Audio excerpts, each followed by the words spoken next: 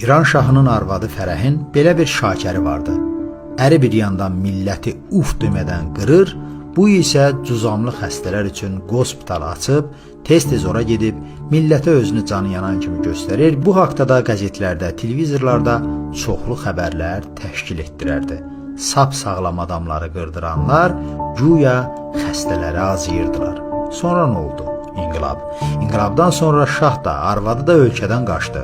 Onlara ən əziz dostları belə yaxın durmadı. Hamı düzəmli xəstələr kimi onlardan məsafə saxladı. Taleyin ən amansız rəftarı isə ABŞ-da baş verdi. Xərçəng xəstəliyi kükrəyən şahı hər yanda inqilab fədailəri axtardığından onu gizlətmək lazım idi.